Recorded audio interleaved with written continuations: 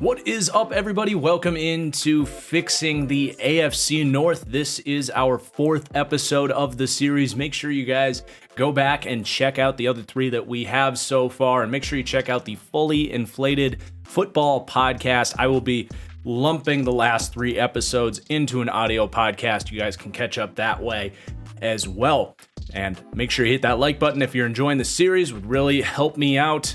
And let's get into it, starting with the defending AFC champions Cincinnati Bengals, who are very much ahead of schedule here. You know, they weren't supposed to have the run that they had. Heck, you know, even myself, who's like the biggest Joe Burrow truther ever, didn't even think they were a serious playoff team heading into the year. So they are very much ahead of schedule, and where they're at as far as their window here speaks to that, because they're gonna be able to keep their entire core in place, and I'll show their impending free agents here, but they have $48 million in cap space. They have Joe Burrow on the third season of that also valuable rookie contract.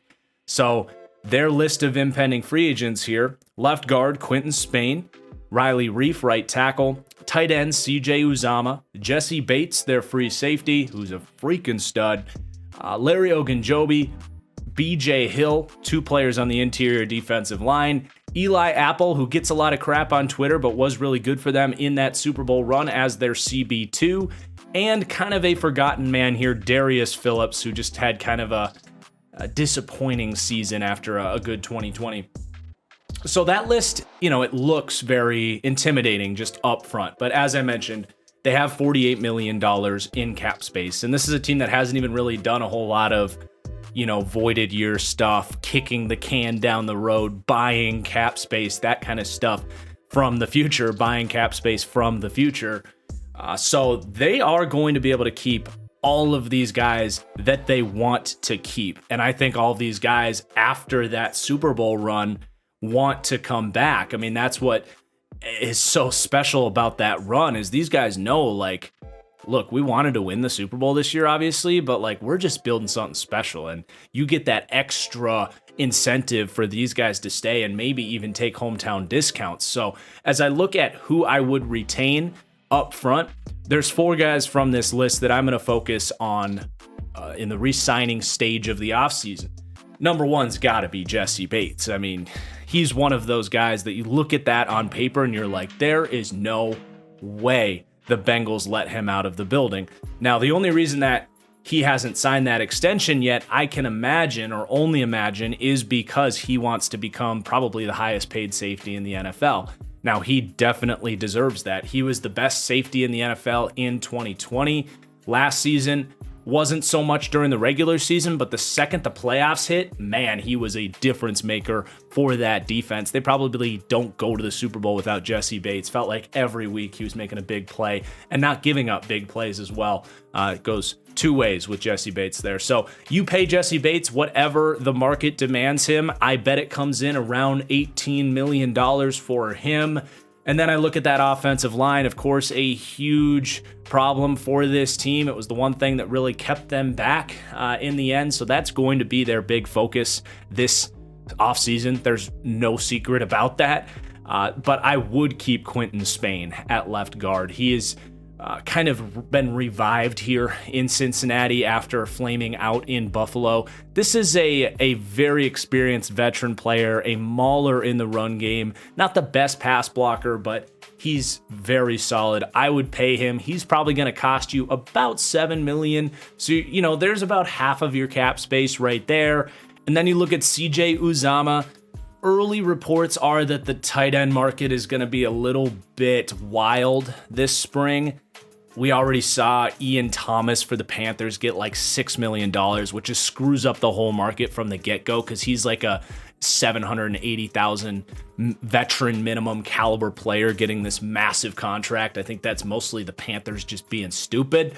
I don't think the Bengals are going to overpay for CJ Uzomah necessarily, but I do think he's going to cost a little bit more than you may have thought like a few months ago. I think he's probably going to cost you about $8 million. factoring in maybe a little bit of a hometown discount there, but I do think he's a valuable piece to this team. He's a decent run blocker. This team loves their outside zones. You want to have that big-bodied tight end that can climb and reach block. He is that guy. He's also just a reliable third down target for Joe Burrow. Made a lot of big plays this season for this Bengals offense. So I do want to get CJ Uzomah back. And then BJ Hill is the last guy that I'm really trying to get under contract before free agency hits. He is a great starter. Okay, let me pump the brakes a little bit. He's a very good starter and a great number 2 defensive tackle next to DJ Reader, who also had a fantastic season for the Bengals. He's, not a great pass rusher, but he's just a balanced, big-bodied, physical guy. This was one of the best trades of all of last season when they sent Billy Price to the Giants for BJ Hill, who's like a quality starter. He's another guy that's going to cost you something around what like Dalvin Tomlinson demanded. Maybe again, a little bit of a discount there. Not quite as established as a guy like Dalvin Tomlinson, but that's kind of the comp in a lot of ways. So looking at about $8 million for BJ Hill as well. So, that's about $40 million that you're coughing up to re-sign some of your core players there. But as I mentioned, I do believe this team's going to be able to keep everybody that they want to. And as you go back to that list of impending guys, Riley Reiff, Larry Ogunjobi, Eli Apple, for example, all played key roles for the Bengals last season. I do think they would be able to retain them if they wanted to, but those guys are more let them test the market types. And if they're still cheap, you bring them back, if that makes sense. Those 4 guys I mentioned, Jesse Bates, Spain, Uzomah, and BJ Hill, are more of like get them in before they hit the market so you can really get that hometown discount before supply and demand kicks in. And then after that, you're just trying to fill your remaining needs in free agency. This is a very deep team. They don't have a ton of glaring needs, but the right tackle is like this massive eyesore in what is, like I said, a very good Super Bowl caliber roster. So I'm letting Riley Reiff test the market because I firmly believe if I'm the Bengals, you can attract pretty much the number 1 free agent on everybody's board, and that's Teron Armstead. He's going to want a ring. He never got one in New Orleans. He's going to want to get paid, and the Bengals can do that here. So this is a dream fit for Teron Armstead, along with the Chargers, who I mentioned. Those to me are the top 2 teams. Now, this situation might make a little bit more sense because Teron Armstead, you could actually keep at left tackle. You could move Jonah Williams to right if Jonah's willing to do that. That typically comes with a projected drop in pay. So if you're, just to keep the locker room, you might want to just keep Jonah Williams at left, who had a very good year last year. He's not like an elite left tackle, but he's very good. I do believe Jonah Williams played a little bit of right tackle at Alabama, so he might be more comfortable doing that. There's a little bit of work to do in that situation, but it would still be a great fit. So Teron Armstead to the Bengals would be like my number 1 target. And if you strike out on Armstead, there is a pretty big drop off after that. And that's when you can re-engage in conversations with someone like Riley Reiff, who was actually pretty solid for the Bengals. You just kind of forget about him because he was injured for the Super Bowl run, but that is a bit of the bill on Riley Reiff, as he's not always healthy. So if you can't get Riley Reiff, then you're looking at some other options, maybe like an Eric Fisher, Joseph Noteboom, if the Rams let him out of the building. But you do need to bring a right tackle either back in Riley Reiff or sign one in free agency, because this team has the 31st pick in the draft. I see 3 tackles in this class that are surefire day 1 starters. This team doesn't really want to sit around and guess and wait on a guy like Raymond or Penning. So you got to have an answer as a starting caliber guy there at right tackle. And that's your number 1 priority. I think center is also a position they could consider upgrading. Trey Hopkins is the definition of fine, but if you have the room to attract a Ben Jones to just come up north a little bit from Tennessee and run a similar system with the wide zone blocking that he's thrived in Tennessee. Or even a Ryan Jensen, who is just a deleter of defensive tackles in the run game, would also be a fun fit. He's not an amazing athlete, but he's a good enough athlete and an upgrade in pass protection.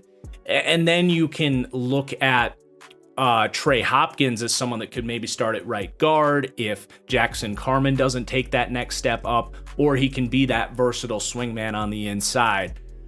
Definitely something I think the Bengals should be thinking about. And then the only other spot other than offensive line that I'm really looking at in free agency is going to be cornerback. You have Chidobe Awuzie, who is phenomenal for them. We let Eli Apple hit the market. I think Trey Waynes is also someone that's a likely cut that I kind of forgot to mention. I think if you need to free up some cap space, you cut Trey Waynes. If you don't, I think it makes sense to keep Trey Waynes just because he's a good player when healthy. That's just been a problem for him. So he's like a kind of house money situation where, like, look, you've already paid him the front end of his contract. Like, you could probably clear some cap space by cutting him. I don't know the exact numbers, but if you don't need to cut Trey Waynes, you don't cut him. But it doesn't mean I'm treating him as like my answer at cornerback 2 either. Again, anything you get from him is house money, and teams with 4 corners have shown to be some of the best defenses. So that could just be, again, house money. But this would be such an exciting landing spot for a premium cornerback. Like, you kind of found a budget in Chidobe Awuzie last free agency. A guy that you paid you found value in free agency. They let William Jackson go and said, instead of paying A money for William Jackson, who we think is a B player, let's pay B money to a B player in Chidobe Awuzie. And in their system, Chidobe Awuzie actually played closer to an A player. So you're kind of sitting on a budget deal in a lot of ways with Awuzie. Why not do it again in free agency? Target a Stephon Gilmore, a J.C. Jackson, a Dante Jackson, a Carlton Davis. Someone on that list will become available. And then all of a sudden you have like 2 premium corners. You've got so much talent across the board. You patch up that offensive line first and then do that. Like, God, the Bengals would be poised for another Super Bowl run. And that's really my Bengals offseason strategy there, is just focus on O-line and corner, re-sign your critical players. As you look at the draft, I do think the 31st pick is going to be somewhere they can fill another hole on that offensive line. I think a guy like Zion Johnson, who we'll get into more draft talk when this series is done, but he is going to be like at the peak of my guys. I don't know if he'll be there, but him or Tyler Linderbaum, like you have so much depth on this team and you have just so many few but exclusive holes on this team. Maybe trade up for a Zion Johnson or a Tyler Linderbaum to wrap up that offensive line. If you end up bringing like a Riley Reif back and you end up with a Band-Aid at right tackle, then you could maybe look at like a Bernard Raymond, a Trevor Penning, something like that at right tackle. Otherwise, into the 2nd and 3rd round, there's a lot of great scheme fits for this team as well. A couple names that come to my mind: Alec Lindstrom could be a center upgrade for you. Max Mitchell, Luke Goddick could be right tackles for you. So there's going to be some good players in this draft at tackle and center. They might have to navigate the draft a little bit to find those, but that's really my draft strategy, is continue to build up that O-line. And that's the Cincinnati Bengals. Let's move on to the Baltimore Ravens, who really had their season ripped apart. This was a true Super Bowl contending team. I want to say I had them 4th coming into the year in my power rankings. And man, did they get decimated by injuries. You look at Ronnie Stanley, who wasn't able to get back healthy.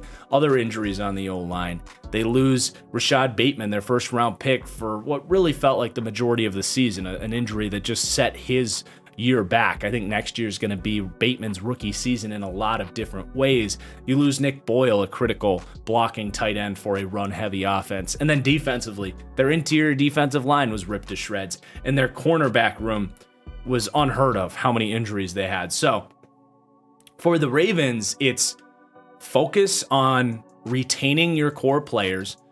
admitting that last year just kind of went wrong, but that you are on the right track here. And they have a great window here before the Lamar Jackson contract comes in to come back next year with an outstanding roster. And that's my focus here. Now, they only have about $10 million in cap space as they sit right now. They, of course, can do the voided year thing and create a window here if they need to. And you might have to retain some of these players. But here's their impending free agents. Sammy Watkins, Bradley Bozeman at center, who had a really good year. He was on my top 10 breakouts list heading into the year, and I would say he did emerge as a starting caliber center. Brandon Williams and Calais Campbell as you turn to the defense, a couple of veterans on the interior defensive line. On the edge, Justin Houston, LJ Fort at linebacker. And then in the secondary, Jimmy Smith, Anthony Averett, and Deshaun Elliott. So a lot of these guys are declining veterans, and I don't think you bring all of these guys back. But when I talk about the core players here, the guys I don't want to lose, it starts to me with Deshaun Elliott at safety, who's not a superstar, but just an established guy. And did Elliott, this just came to my mind, but Elliott went to Michigan, right? Or was he Ohio State? That might trigger some people, but oh no, he was Texas, right? I'm thinking of Chuck Clark was Michigan. Of course, bringing that up because the Ravens have now hired Michigan's defensive coordinator, Mike McDonald. But anyway, that was a tangent. Deshaun Elliott is the guy I'm focusing on re-signing first. I don't want to create this big hole at safety. They don't have someone in the pecking order ready to step up. So I would pay him. I don't think he's going to cost a ton. Looking at like probably $6 million for him. And then Bradley Bozeman, I think he's maybe a little bit of a hidden secret just because a 6th round pick in 2018. He's never been a full-time starter until last year. You can probably get him on like a 2-year, like $10 million contract. Which is a no-brainer for me. Last offseason, offensive line was viewed as a pretty big weakness for them, so putting him back in there just makes too much sense. And then I would re-sign LJ Fort because he seems to love it in Baltimore. He's another guy that's not going to cost you a ton. He's a good complement to Patrick Queen because Queen's kind of that aggressive see-ball, hit-ball type of linebacker that's just constantly out of position. LJ Fort's the opposite. Not the best athlete in the world, but very disciplined. And I think they have a good rapport with each other. So I would bring Fort back. He doesn't necessarily have to start. But at this point, to count on Malik Harrison out of Ohio State to take that step in year 3, it's not something you can count on at this point. So I think you can get LJ Fort back for about $3 million a year. And then, that's pretty much all of your baseline cap space. Again, you're going to be able to create some more money in different ways by restructuring contracts. But there is one release I would make, and that is Alejandro Villanueva, who just wasn't good last season, especially at right tackle. He just seemed kind of awkward and uncomfortable. Some players just can't make that transition easily. And the Ravens actually did a very, very sneaky, brilliant 3D chess type of move last summer in signing Jawan James. Now, he has played like 3 games in as many years, but a guy that once upon a time was deemed kind of a franchise right tackle. Miami let him go. Denver gave him a very significant contract, and he just couldn't stay healthy in Denver. Denver released him last summer after he got injured in his own private workouts. Baltimore picked him up on the cheap on a futures contract sort of. So he's coming in here next year, and if he's healthy, could be an answer at right tackle and an upgrade to Alejandro Villanueva. I thought that was a really smart, classic Ravens move, just a step ahead of the game, thinking about next year like that. Very smart. So I do think you release Alejandro Villanueva, create about $6 million in cap space right there. And you also got to keep in mind, guys, the Ravens are going to have to pay Lamar Jackson, if not this summer, it will be this fall or early next spring. They're not letting Lamar go anywhere. and he's going to cost them over $40 million. So they do need to start preparing for that. I don't think they're going to be like huge spenders in free agency. I do think they're at risk of losing some of these guys like a Brandon Williams, like a Calais Campbell, Jimmy Smith, Anthony Averett. They're not going to be able to keep everybody, but they do have some nice players to fill in. That doesn't mean they won't spend any money in free agency, though. So as we now look ahead to free agency, their biggest remaining needs are interior defensive line, because in this world, we did let Brandon Williams go. We did let Calais Campbell go. I did look at Derek Wolfe as a potential cut candidate, but contractually that didn't make a lot of sense. So I do think Derek Wolfe is back as a starter next year. But I do think you need to sign somebody on the interior. You know, they have Justin Madubuike, they have Broderick Washington. They just don't have a surefire starter. I like Madubuike, but I don't think he's established himself there. And even then, like, do you count on Derek Wolfe to stay healthy? I don't know. I think you need 3 guys on the interior, and they have 2. So I would look kind of the veteran route. You could go with an older Band-Aid. You could bring Calais Campbell back if he hits the market and finds out he's not going to demand top dollar. You could target an Akeem Hicks, a Linval Joseph if you want more of that nose tackle. Or you could get a little younger and spend on a guy like Shai Tuttle, Tim Settle, Folorenzo Fadukasi. I do think that would be a smart place to spend their money in free agency, because it's just hard to find defensive tackles in the draft. I think it's proven that it's just a lot easier to just sign an established veteran than hope these guys have the mental makeup, physicality to carry that into the NFL, especially when you look at like day 2 and beyond at that position group in the draft. And then on the edge as well, I think they're a very strong candidate to target someone in the draft, whether it's a Karlaftis or a David Ojabo reuniting with Mike McDonald. I wouldn't spend like massive, but it does kind of feel like Chandler Jones would be a sweet fit here. Chandler Jones would be an excellent mentor for someone like Odafe Owe, who I think is just so physically talented, but is still figuring out sort of the craft of rushing the passer, putting together certain moves, a pass rush plan, knowing how to approach certain offensive tackles and what different ways he can beat them. I think Chandler Jones would be such a fun, like 2-year mentor for Odafe Owe, and an instant upgrade to the pass rush that could really take this defense to the next level. So if you could swing Chandler Jones, he specifically would be a sweet fit here. Otherwise, you can look more like what they did with Justin Houston last year. Get that kind of cheaper veteran Band-Aid. Maybe Justin Houston wants to come back. Maybe that's Melvin Ingram, for example. Something like that, just so you're not hurting at number 2 edge if you can't hit on it in the draft, because free agency does happen before the draft. And then just one other little good fit that I thought of was PJ Williams, who's like this versatile cornerback safety guy. I think the Ravens could use sort of that hybrid 6th defensive back who they've lost some depth in this situation. Anthony Averett, Jimmy Smith. I think PJ Williams could be a fun fit there. And it's tough because I don't know Michigan's defensive scheme. I don't go that deep in my college football analysis. So I don't necessarily know what Mike McDonald's going to run. I'm definitely looking forward to learning about that. But I do know that every good NFL defense needs a good 6th defensive back to have a good, balanced, complete defense. And then I kind of alluded to it, but as I look at the draft, one of my favorite fits, if not my favorite draft fits, is David Ojabo to the Baltimore Ravens. He went to the same high school as Odafe Owe. I want to say they're even both originally from the same country. I think it was Nigeria. You guys will have to let me know in the comments down below. I think I heard that, and that's just cool. Like, these guys have kind of followed each other's paths. And then it's not just that. He's a need for the Ravens. The Ravens need a second edge rusher, as I mentioned.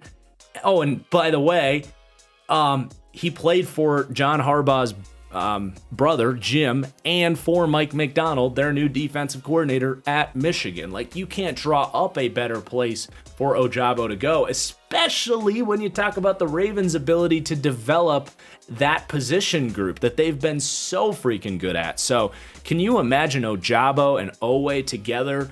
Like, I could easily see that 2 years from now becoming the premium pass rush duo in the league.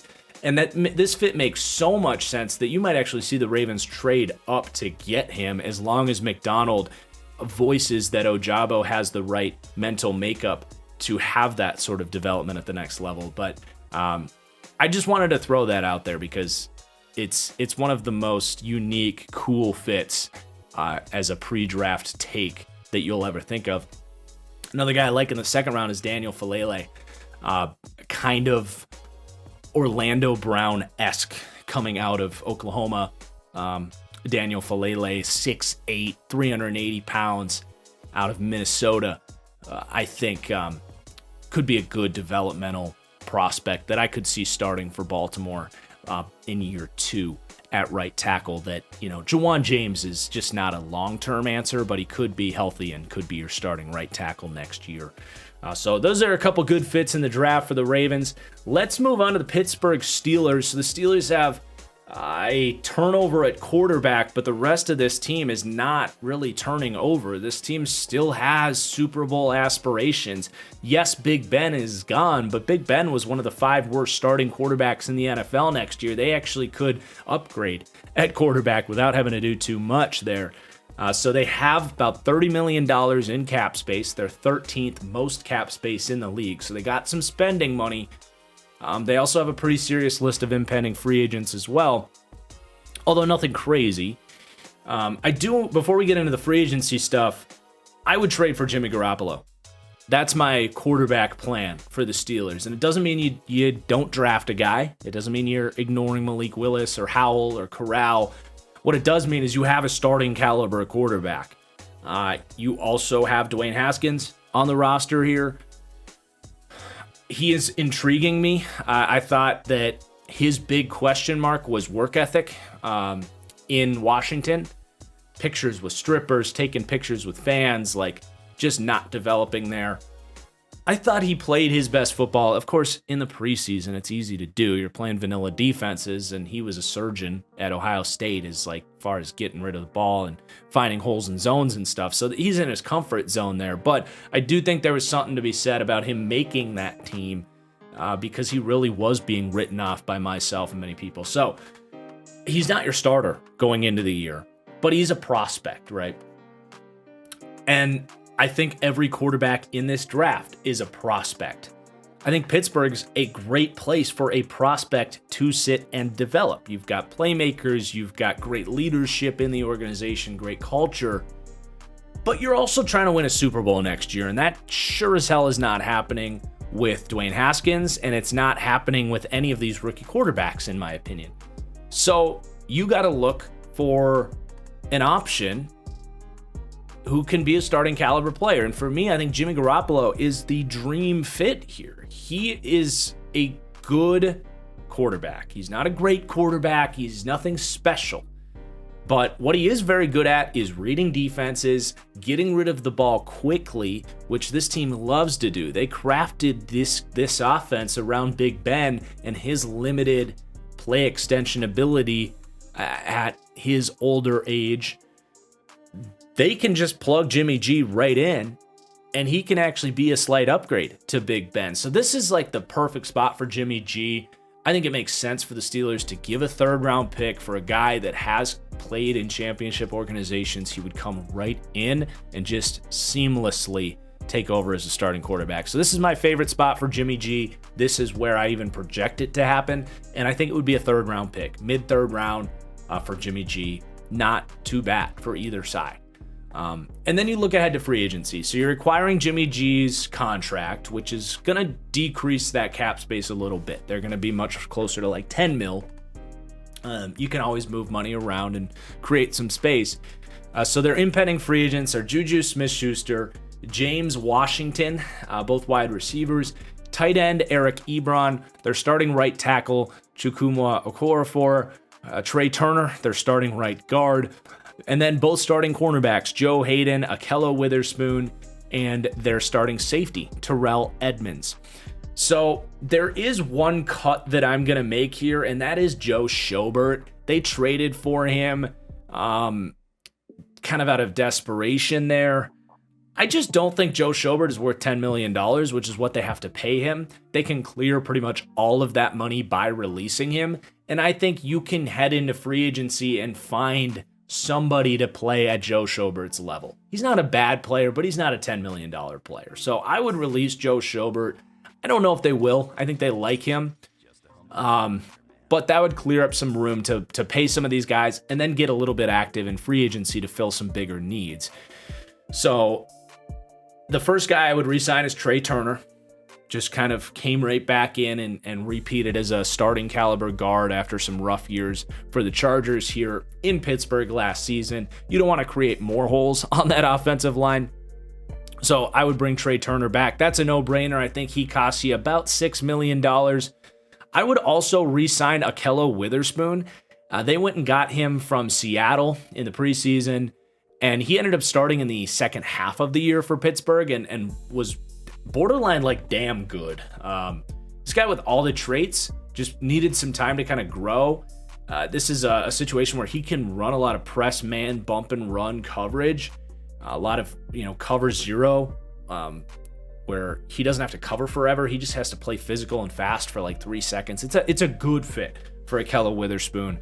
I would bring him back, and it's a value because he's been around the league. I don't think people are going to take him super seriously. But I would definitely bring him back. And then I would talk to Terrell Edmonds. It's possible that situation is just time for a parting of ways, a former first-round pick that was always a total reach, but he's gotten better year by year. He's not a cover safety, but I would be curious how he could play as more of a role bandit safety, third safety type. I don't know how much influence Brian Flores is going to have, but I'm picturing like the Eric Rowe role there.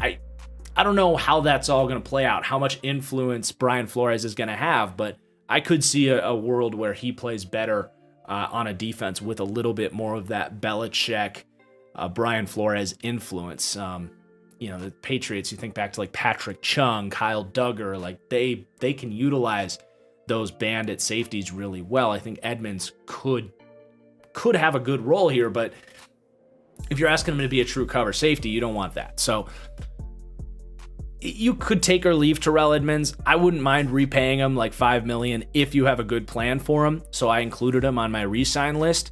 But everyone else I'm letting go. I don't think you need Juju. You've got receivers. James Washington, I don't think wants to be here anymore. He wanted a trade last year and they didn't grant him that. So I think he's excited to test some new waters there. Eric Ebron, you obviously have Pat Freiermuth. You don't need him.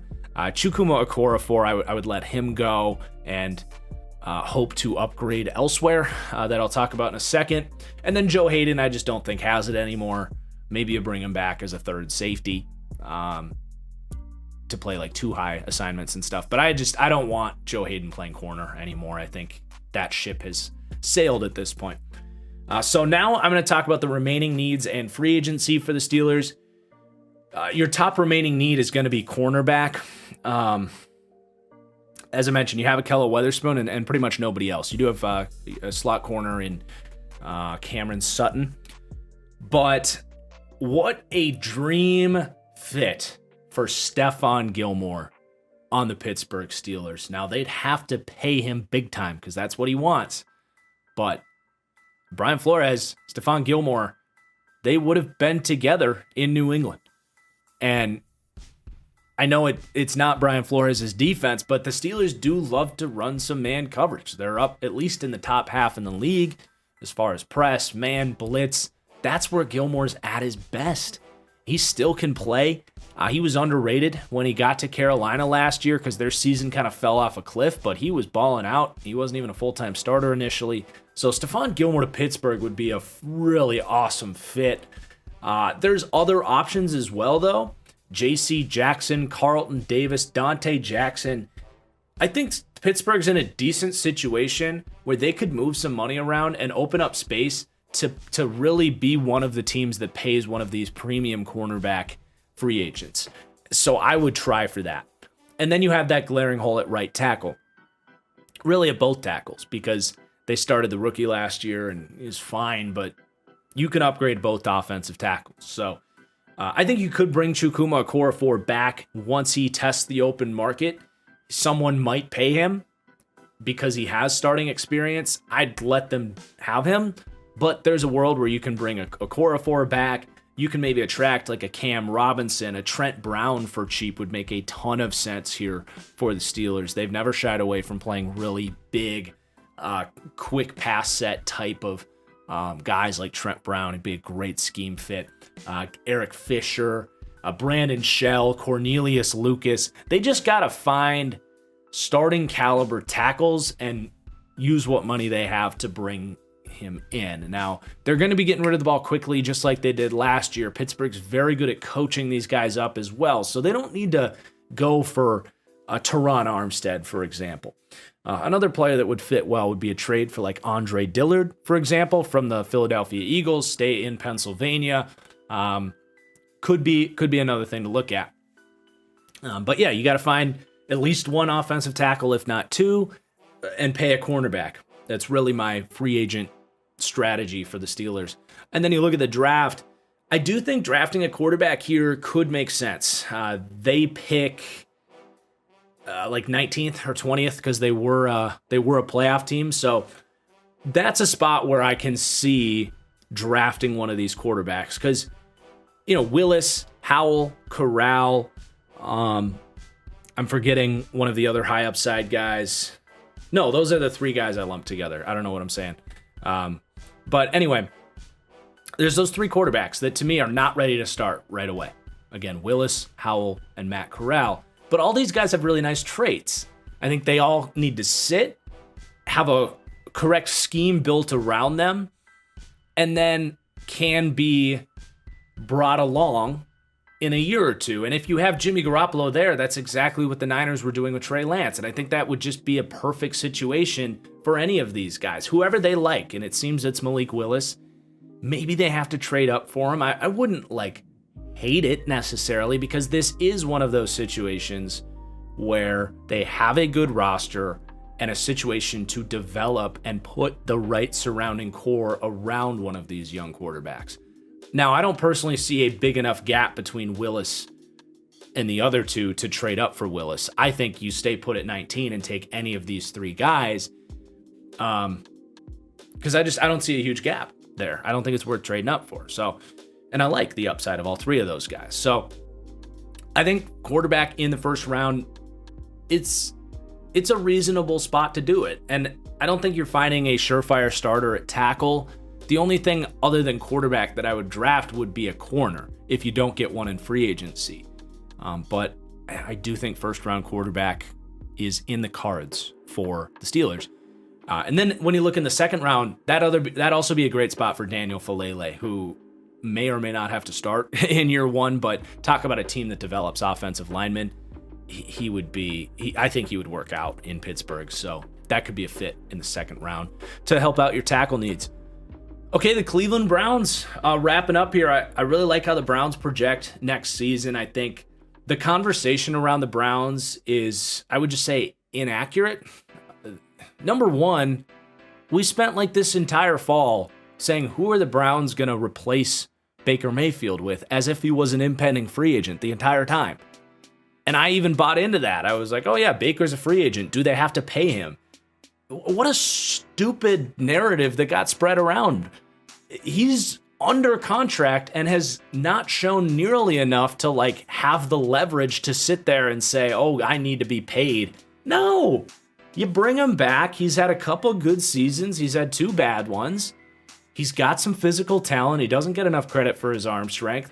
Oh, and by the way, last year, both of their offensive tackles went down, and their wide receiver situation was about as bad as anybody in the league, if not the worst. So the Baker Mayfield conversation, and I've been a Baker Mayfield hater, I've been a Baker Mayfield truther, but the entire conversation is just wrong. No, he's not a great quarterback, but he's your starter next year, and that never should have been in question. So Baker's your quarterback, and they have a damn good team with a pretty short list of free agents and the 9th most cap space in the league. The Browns still have a lot of cap space to fill out the last little holes on this roster. So it's an exciting offseason for the Browns, who had a disappointing year, but they have a sneaky good roster still. So I'm kind of buying into the Browns as a sleeper team next year. But their impending free agents are David Njoku, Rashard Higgins at wide receiver, both edge players, Jadeveon Clowney and Takk McKinley, Anthony Walker at linebacker, and safety Ronnie Harrison. So I am comfortable letting pretty much all these guys go.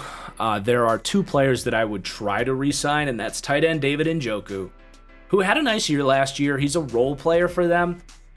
They love their 2 tight end, even 3 tight end packages. They have Harrison Bryant, who's shown some nice stuff, a mid-round pick out of FAU. So I don't think you need Njoku back, but they don't have a whole lot of mismatch problems on that team right now. So if you can get him back, I think that's smart. Now, there's a report out there that the Browns are willing to pay him $10 million. You never know where those reports come from.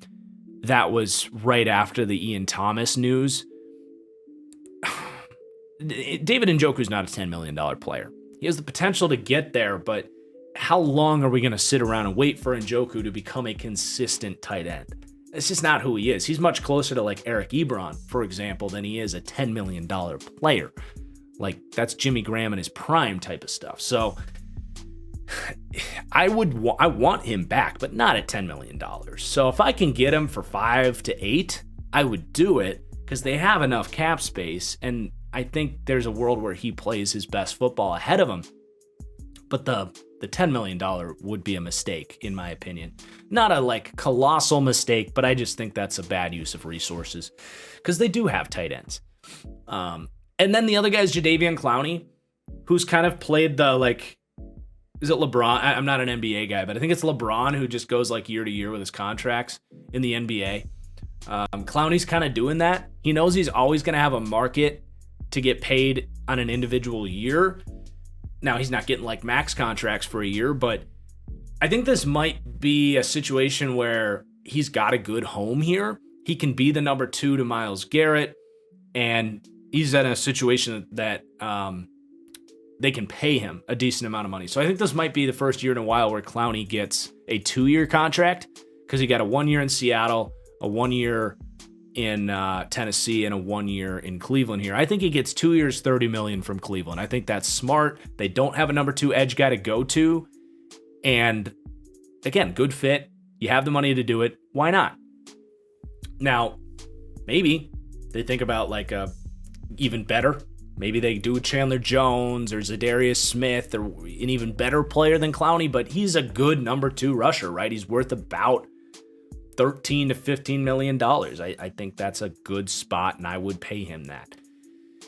He's at this point, he's I don't think he's underrated, but he's now properly rated. He was overrated for a long time, but now people have caught up to the fact that he's a really good run defender. He's a 50 pressure guy, but he's not a elite, even Pro Bowl caliber edge rusher. So those are my re-signing possibilities. But it could go either way with both those players. Then your remaining needs, if you do that, are wide receiver and interior defensive line. And that's really where the list stops. And that's where it gets exciting for the Browns, because they can attack those big name free agents, especially at wide receiver. And I look at Chris Godwin and Allen Robinson. Is there a better spot to go than Cleveland? Maybe the Chargers, but both these guys would fit the scheme well. You'd be your number 1 wide receiver, and I think would have a ton of success and get paid a ton of money. So this could be a very realistic landing spot for one of those big name free agent wide receivers. And if you don't get one of those 2, you can still target the next tier of guys like Will Fuller, DJ Chark.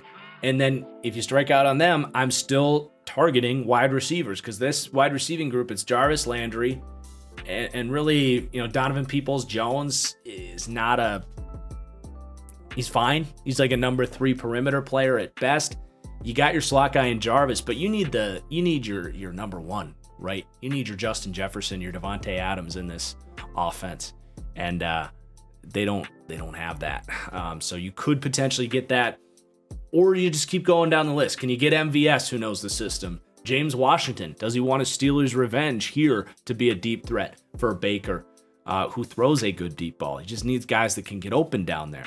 Or even if you continue to strike out, another player, Traquan Smith, has that skill set and has shown flashes for the Saints. Could be an interesting option. So I'm going wide receiver hard and heavy for the Browns. And then the other piece is interior defensive line, where I think they could really use some meat. And there's a list of like good, younger, starting caliber guys that are good run defenders. You've got your pass rush, but I think you need a little bit more force on the inside. They have some young prospects, but those guys haven't come along quite yet. So Lorenzo Fatukasi, Shai Tuttle, Tim Settle, those are like the big three kind of like good starting defensive tackle guys, or a DJ Jones if San Francisco lets him out of the door. Those guys would make a lot of sense here. Physical tone setters up front. Or you go the veteran route with guys like Akeem Hicks, Linval Joseph, or Brandon Williams. But yeah, defensive tackle and wide receiver in free agency for the Browns. And then as I look at the draft, it's not what position the Browns are taking in the first round. It's what wide receiver are the Browns taking in the first round. Even if they sign a guy, I think they're still going to go wide receiver. You look at the way these Shanahan-style offenses are crafted, and it's a lot of 12 personnel, which means 2 tight ends on the field, but 2 wide receivers designed to be able to run fast, deep crossing routes and get open deep. And they don't have anybody that's really good at that right now. You could hopefully sign a number one, but even if you do, if you can get a Treylon Burks or a Jameson Williams, or, it depends who that guy could be. Chris Olave potentially could be a separator in that part of the field, or the other Ohio State kid. Don't know at this point in time who it's going to be, but I feel very strongly wide receiver in the first round for the Browns. And then in the second round, a couple names that I think could be interesting for them at that kind of interior defensive line spot would be Travis Jones, who I think is a plug-and-play, day-one starter, run defender type out of UConn. Could be a second-round pick for the Browns. Or another interesting guy would be DeMarvin Leal, who is kind of getting pushed into the second round at this point, but a very athletic kind of hybrid defensive tackle type. And, Myles Garrett, Texas A&M, could be a good mentor for a DeMarvin Leal. Sometimes those college connections are very real. So DeMarvin Leal could be a rotational rush D tackle. He could be an early down edge to buy some time on the gas masks for Garrett and Clowney so they can be more active on rush downs. But DeMarvin Leal could be an interesting fit in the second round for the Cleveland Browns if he's there. And that's the AFC North. We got through it. We've got 4 more of these to do. This has been a grind. My goal is to continue getting one of these out every day as the NFL Combine goes on. Hope you're enjoying the series. Again, check out the Fully Inflated Football podcast. I'm going to upload the last 3 episodes as an audio version over there. If you do, please leave a review. Would really help me out. It's the only way to help grow the podcast that I really hope we can achieve bigger and better things with the Fully Inflated Football podcast this year. So if you have a second to help me out there by leaving a review, if not, just hit that like button down below. I appreciate you for watching, and we'll see you all for the NFC East is going to be tomorrow. Should be a fun one. Peace out.